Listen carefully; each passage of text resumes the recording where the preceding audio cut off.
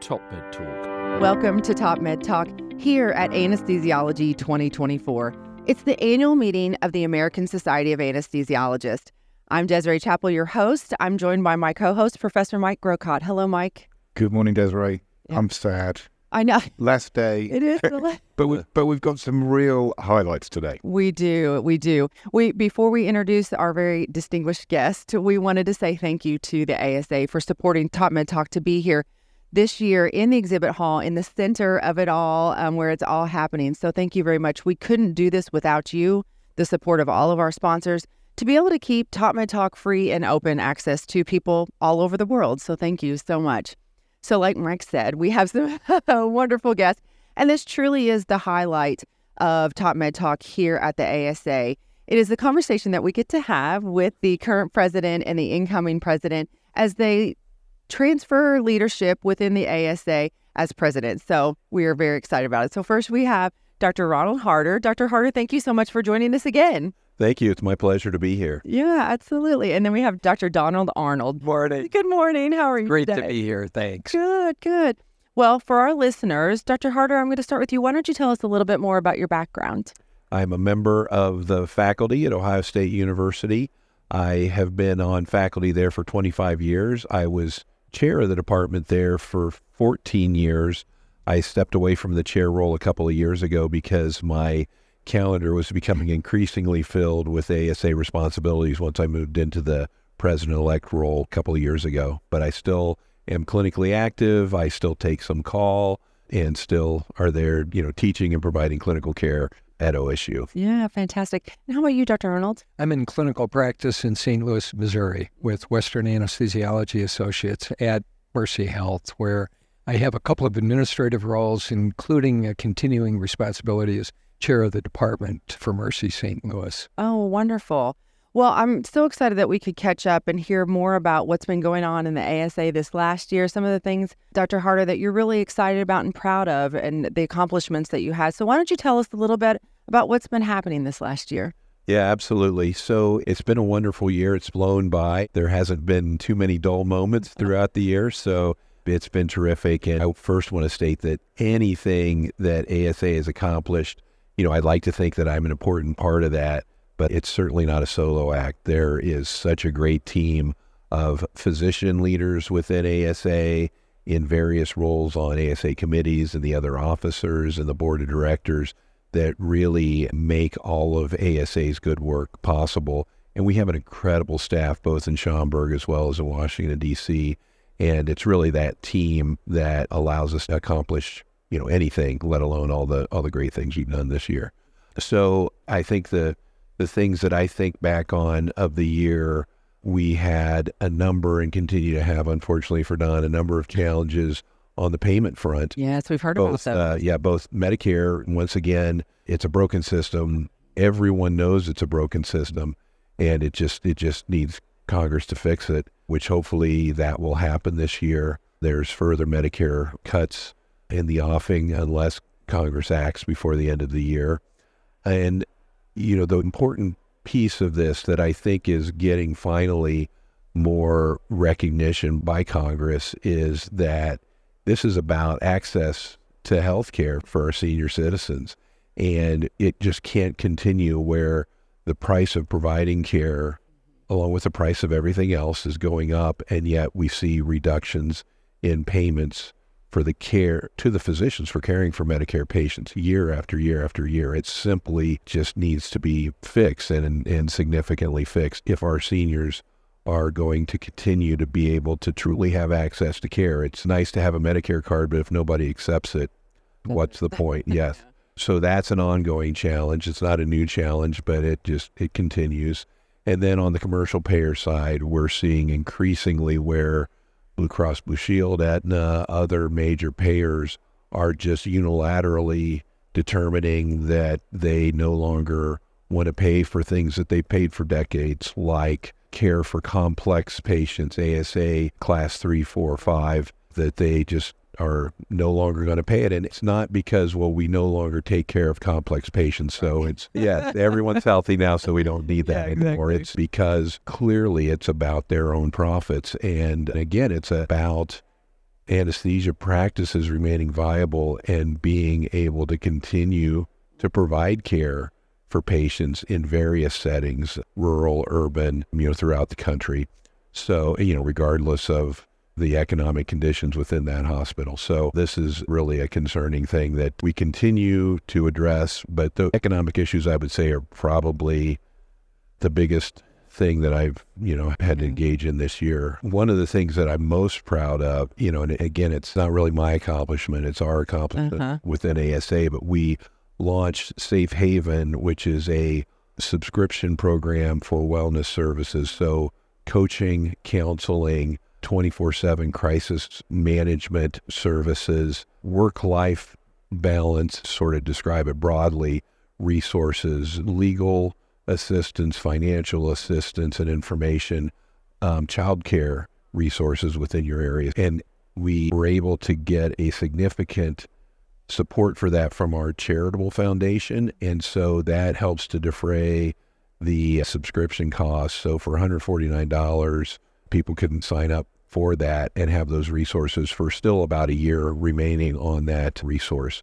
So we've already had it launched in June, and we have over 150 people that have already subscribed to it. And we're already getting some really positive anecdotal reports back. It's a one-way reporting on that because we don't know who has signed up, which is, I think, one of the really important features of that. ASA doesn't know, their employer doesn't know, their state medical board doesn't know that they signed up for this. And really, it's not just mental health services. It's, career advancement resources. So I think there's really anybody at any point in their career is going to find resources that will be of value to them. I think we learned so much over those COVID years and coming out of that about the support that we needed as professionals in our space. And, it's gotten harder and harder. And as you said, we're taking care of more complex patients. The demands are a lot harder at work. So having those resources at your fingertips anonymously seems like it's really an accomplishment for the ASA to provide that. So congratulations. Yes, thank you. That's fantastic. We'll come back to you in just one moment, Dr. Harter, and talk kind of about the future. Dr. Arnold, from your perspective, it sounds like there's some headwinds as Dr. Harter hands the baton over to you. What are some of the things that you are working on as far as some of those complex issues? Well, thanks for that question. And, we certainly have had, as Ron indicated, a huge amount of involvement by anesthesiologists, physician leaders within ASA that helps not only keep our plans current in facing current challenges, but prepares us for the future as we pivot from our 2024 governance year into 2025. There are 4 different areas that we're really trying to put additional emphasis on because we believe that they're areas that are important for us to make an investment in because of their potential to favorably change the arc of the profession over the next 3 to 5 years. And one of those is investments in the areas that advance quality and safety of patient care, patient experience of care, the experience that clinicians have providing that care. And all of those are important. A certain commitment that we've made that supports this is the Center for Perioperative Medicine, which is really to support implementation, identification and implementation of best practices in perioperative medicine from the point of there's a time to make it when there's a decision by a surgeon or proceduralist to go ahead with the procedure up until a defined point and outcome. A year ago, we heard a call from Dan Sessler. We did. To do what we can to improve 30-day post-operative survival for patients. So that's an area of emphasis, as well as an interest in looking at benchmarking clinical practice to support local departments and practices in improving quality and safety. Ron offered some comments on things that we have underway in terms of responding to the challenges to the economic integrity of the specialty, the fact that Medicare is a broken system and that the commercial insurance industry is looking for additional ways to fuel their year-over-year profit increases, puts not only providers but hospitals and health systems under significant pressure. And in the current economic environment, we're finding that there's a need to put more resources into helping our departments and practices team effectively with their facilities, whether it's an ambulatory surgery center, hospital, or a health system, around value proposition and around areas where we can bring increased value to care at a point in time that we have shared challenges with the resources that facilities and we as providers have to work with. Yeah, it's so interesting that the value proposition of perioperative medicine and really bringing that holistic approach. Mike Grocott was actually there at the meeting earlier in the week and has been a proponent of this concept for a while now. Yeah, it was a great meeting, I thought, on Friday. Obviously great leadership from Professor Cannison, Dr. Cannison, and it sounds like a very positive step reaching out to the other professionals who clearly need to be around the table to make it all work, so the surgeons, the nurses, etc. Absolutely, and we think that the ASA Center for Perioperative Medicine is the right place to provide foundational support for work in this area, because we realize that there's not only a lot of stakeholders, but a lot of stakeholder organizations in various phases of maturation, but a high degree of commitment to care in this space. And for what it's worth, it's a very similar approach to what we have in UK with the Centre for Palliative Care, and similarly in Australia and New Zealand with the special interest group of the college there.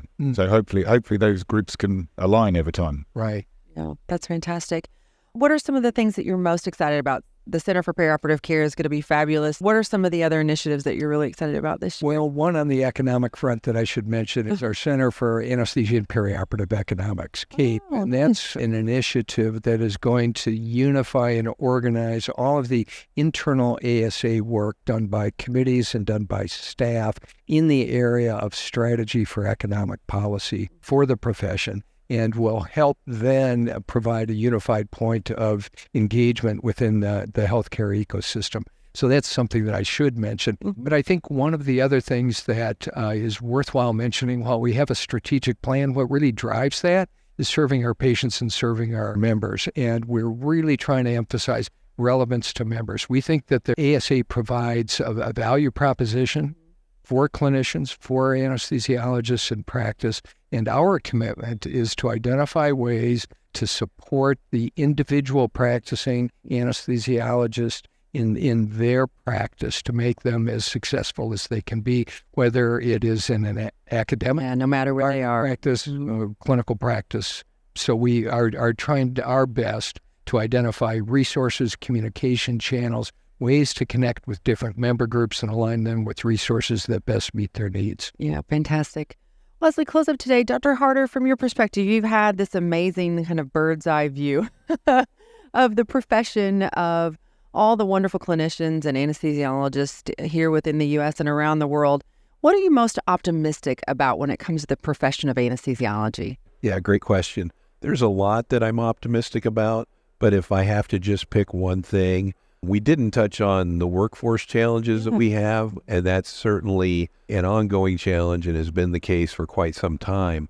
But as I included in my presidential remarks to the House of Delegates yesterday, the silver lining around the gloom and doom cloud of workforce challenges is medical student interest in our specialty has never been so great. And we are not only the quantity of applicants, but the quality of them. We've never seen really this level of high quality candidates. So that is just critically important to continue to work to meet the demand for our services and to continue to have, physician leadership of the care, anesthesia care that our patients deserve. So that is terrific. One evidence of that is that there's over 2,000 medical students who are attending this meeting, which is also, a record. Yeah. So that's terrific. And I think that speaks to, medical students don't go into a specialty that they don't have optimism and confidence in. And so they are voting with their feet to come to our specialty. And so I think that is to the credit of really all of clinicians, anesthesiologists, people advancing the science and the clinical care within our specialty and making it such an appealing specialty for medical students who are trying to decide what they want to do for their next 30 or 40 years. Yeah, clearly the anesthesiologists out there who are interacting with medical students are saying, there's still optimism left. There's still hope that our profession can continue and do wonderful, amazing things. So Yes. great. That's an inspiring message to end on. It is. Dr. Arnold, as we're sitting here in the exhibit hall, another thing that I'm very optimistic about within the profession is all this amazing technology and advancements, which seems a bit rapid probably the last several years, but all this advancing technology to help us do our jobs better. So talk to me a little bit. Right. Thanks. That's actually one of our core strategic priorities for the next 3 to 5 years is really to look for ways to adopt and advance technologies. And that's a piece of it. Yeah. Things that are going to improve our ability to care for patients, improve the physician and the anesthesia care team's ability to deliver care, and then also learn from our care. And a piece of this is also around learning technology, AI, large language models that will help us with data collection, analysis, and really learning from the care that we're providing, improving care as we move forward. The second technology piece is more of a member-focused piece, looking at how we can use emerging technologies to better communicate and connect with our members. Yeah, fantastic. We did talk to Randy Clark and Mark Berenstein yesterday about the AQI and heard some of that wonderful news as well about the advancement of data and getting outcome data for our clinicians to be able to drive the quality of care that we're delivering. So that's really exciting as well. Yeah, fantastic. Gentlemen, thank you so much for our annual sit down here on TopMedTalk with our care president and incoming. This has been wonderful. A lot to be excited about. Congratulations on the past year, Dr. Harter. Amazing work. And Dr. Arnold, we really look forward to this next year for you. Thank you. Pleasure to join you. And good luck. All right. And thank you for listening to TopMedTalk. You can always find us on your favorite social media platform, X, LinkedIn, Facebook, YouTube. We're on all of those. If you find us on YouTube, give us a thumbs up, subscribe. You can also find all of these conversations we've had at Anesthesiology 2024 and years in the past. You can hear Dr. Harter talk to us last year at TopMedTalk.com. So check us out there. Thanks, everybody. TopMedTalk. Thanks for downloading TopMedTalk. Don't forget to subscribe. Check us out on YouTube and, of course, on social media. We're on Instagram, Facebook, and X. Also, it's important to remember that TopMedTalk is the broadcasting arm of EBPOM, Evidence-Based Perioperative Medicine. We'd love you to find out more about that, and the way to do that is ebpom.org. Check out our website and find out about some of the incredible conferences we're going to be arranging across the year. ebpom.org.